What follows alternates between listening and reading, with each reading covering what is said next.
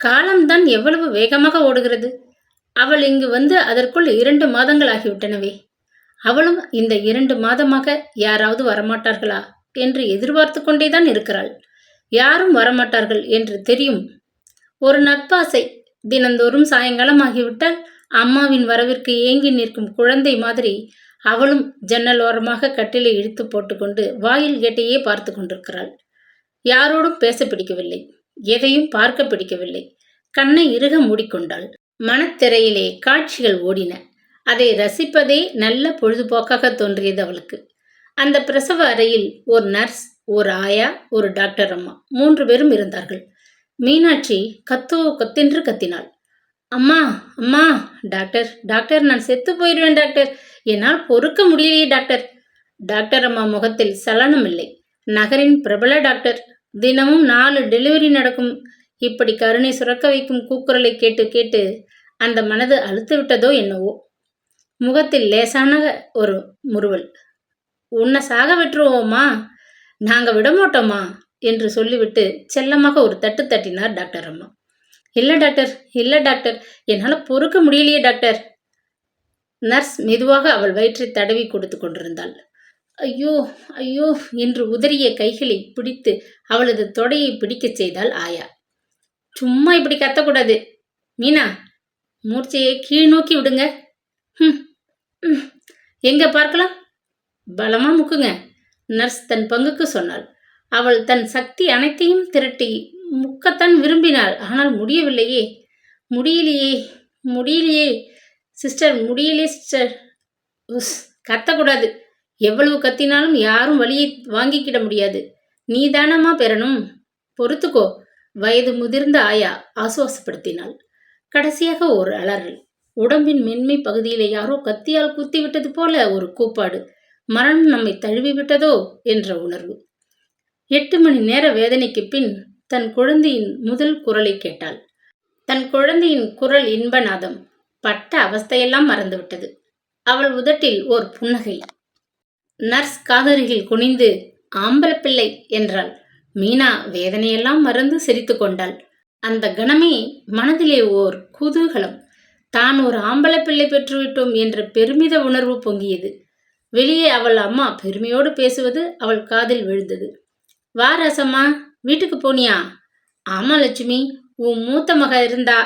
அம்மா மீனாவை கூட்டிக்கிட்டு ஆஸ்பத்திரிக்கு போயிருக்காங்கன்னு சொன்னா. அதான் பார்த்துட்டு போகலாம்னு வந்தேன். ஆம்பளை பிள்ளை பெற்றிருக்கா ராசம்மா? என்னமோ போ, 5 வருஷமா பிள்ளை இல்லையேன்னு தவம் இருந்ததுக்கு நல்ல பிள்ளையா பெற்றுக்கிட்டாளே. அவங்க அப்பாவை மாதிரி கருப்பாத்தான் வருவோம் போல இருக்கு. இருக்கட்டுமே, இருந்தாலும் 1000 பொன், இறந்தாலும் 1000 பொண்ணுன்னு சொல்ற யானை கூட கருப்பாத்தான் இருக்கு. சிங்கக்குட்டி எப்படி இருந்தா என்ன, அதை சொல்லு. என்னவோ பட்ட பாட்டுக்கு பெத்தது ஆண்னு சந்தோஷமா இருக்கு. குழந்தை கொழு கொழு என்று வளர வளர மீனாவும் 10 கிலோ வெயிட் கூடினாள்.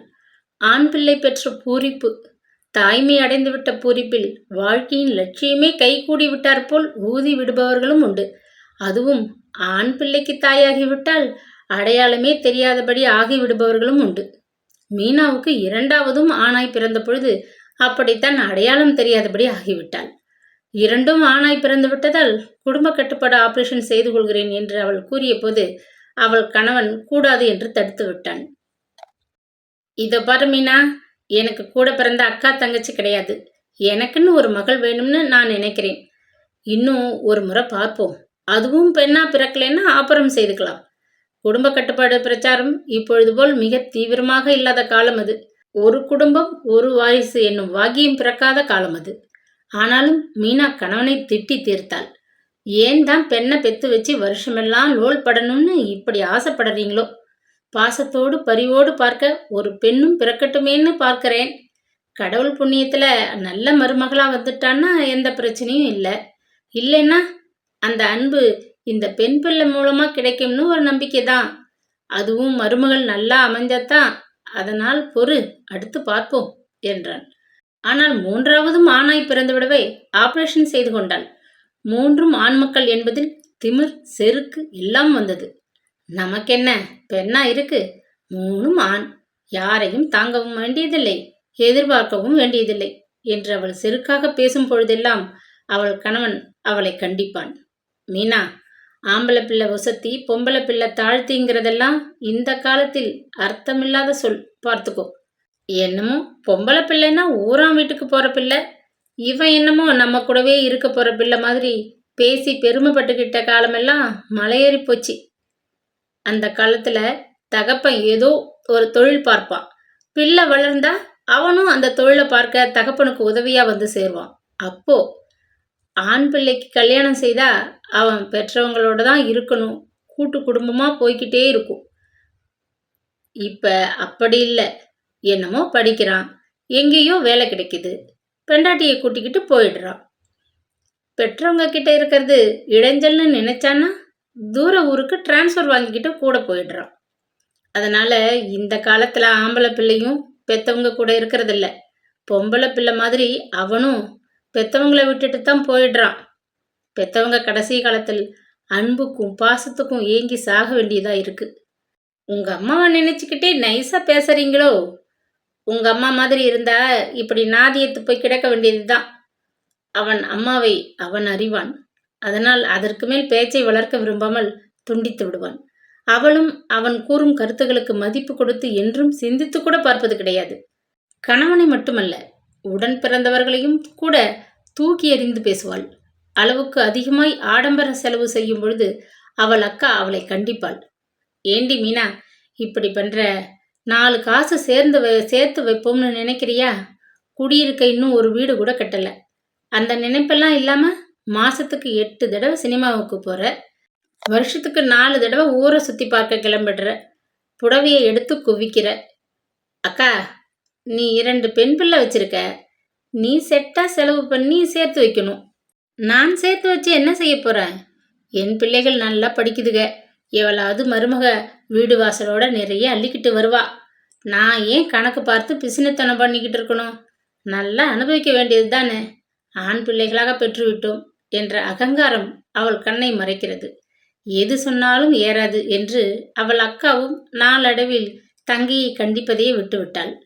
ஆனாலும் அவள் கணவன் சங்கர் ஒரு பெரிய தொகையை அவளுக்காக இன்சூர் செய்து பணம் கட்டி வந்தான். அவனுக்கு மக்கள் மேல் நம்பிக்கை கிடையாது. மூத்தவன் கணேஷ் இன்ஜினியரிங் முடித்தான். கல்கத்தாவில் ஒரு பெரிய மோட்டார் கம்பெனியில் வேலைக்கு சேர்ந்தான். 2வது மகன் குமரேஷ் டாக்டருக்கு படித்தான். கேரளா பக்கம் நல்ல வருமானம் என்று கூறி புனலூர் சென்றான். அங்கு ஒரு மலையாள பெண்ணை காதலித்து பெற்றோருக்கு தெரிவிக்காமலேயே திருமணம் செய்து கொண்டு அங்கேயே செட்டில் ஆகிவிட்டான். அதன் பிறகு மூத்த மகனுக்கு மனம் முடித்தார்கள். அவன் கல்யாணம் முடித்த கையோடு அமெரிக்காவில் ஒரு நல்ல வேலை கிடைக்கிறது என்று கூறி அங்கு போய் மனைவியோடு குடும்பம் நடத்த ஏற்பாடு செய்து கொண்டான். சங்கர் ஒரு நாள் திடீரென்று ஹார்ட் அட்டாக்கில் கண் மூடிய பொழுதுதான் மீனாவுக்கு தன் நிலை புரிந்தது.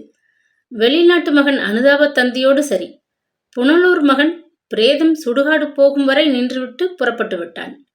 கடைசி மகன் ரமேஷை அண்ணன்மார்களைப் போல அவளால் படிக்க வைக்க முடியவில்லை. பாலிடெக்னிக்கில் சேர்த்தாள். அவன் தன் சகோதரர்களைப் போல தன்னை படிக்க வைக்கவில்லை என்பதற்காக அம்மா என்று கூப்பிடுவதே விட்டு விட்டான். அண்ணன்மார்கள் போல் கை நிறைய சம்பாதிக்க வேண்டும் என்ற வெறி. விரைவிலேயே குவைத்தில் வேலையை தேடிக்கொண்டான். நிறைய சம்பாதித்து கொண்டுதான் ஊர் திரும்புவேன் என்று புறப்பட்டான். அவனை யார் தடுத்து பார்த்தும் நிறுத்த முடியவில்லை. எந்த மகனும் அம்மா வா எங்களுடன் என்று அழைக்கவில்லை. அம்மா எப்படி தன் காலத்தை கழிக்கப் போகிறாள் என்று கவலைப்படவும் இல்லை. மீனாவுக்கு சர்க்கரை சத்து, இரத்த கொதிப்பு, உப்பு சத்து என்று பல நோய்களும் ஒரு சேர தாக்கியிருந்தன. உப்பில்லாமல் சமையல் செய்து கொடுக்கவும், கோதுமையிலோ கேப்பையிலோ கஞ்சி காய்ச்சி கொடுக்கவும், காய்கறிகள் கீரை என்று சமைத்து கொடுக்கவும் ஒரு மருமகள் உடனிருந்து கவனித்தால் நன்றாக இருக்கும். ஆனால் யார் இருப்பது? யார் செய்வது? யார் ஏற்றுக்கொள்வது இந்த பொறுப்பை?